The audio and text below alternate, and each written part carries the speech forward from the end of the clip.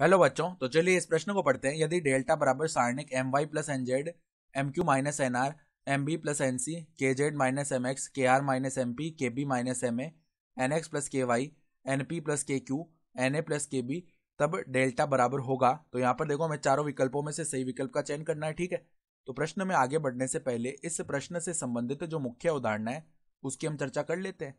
तो देखो, यहाँ पर 3 गुणा 3 क्रम की अगर दो सारणी इस प्रकार गुणन में है, A1 A2 A3, फिर देखो B1 B2 B3, और तीसरी पंक्ति में है C1 C2 C3। सही है।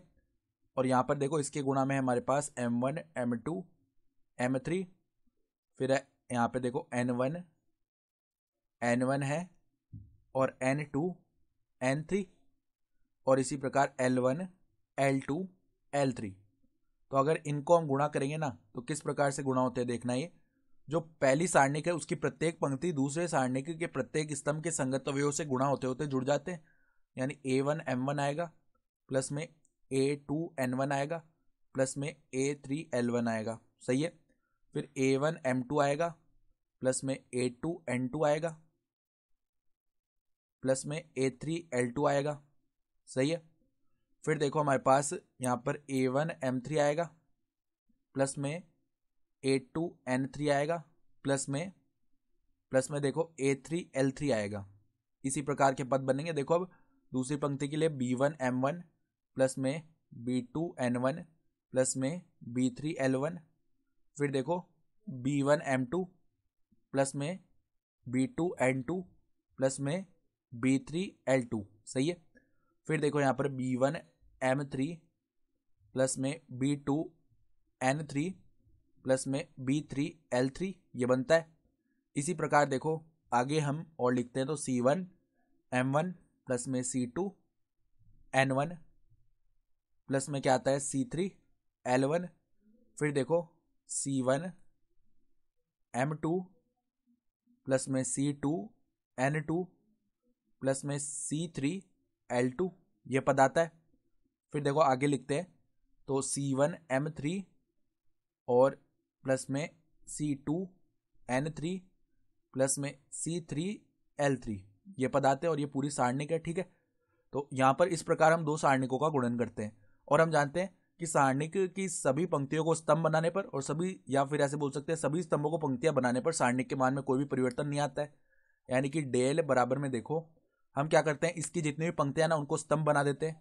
यानी कि देखो, यहाँ पर My प्लस में NZ, फिर पहली पंक्ति को पहला स्तंभ बना रहे हैं, मतलब MQ minus NR, MQ minus NR। फिर देखो क्या है, MB प्लस में NC। ठीक है। फिर देखो, दूसरी पंक्ति को दूसरा स्तंभ बना रहे हैं KZ माइनस MX। फिर देखो हमारे पास कैसा पद है, KR माइनस MP।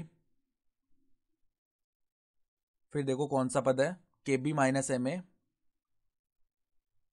फिर देखो यहाँ पर NX प्लस KY। फिर देखो हमारे पास है NP प्लस में KQ। फिर देखो आगे कौन सा पद है, NA प्लस में KB।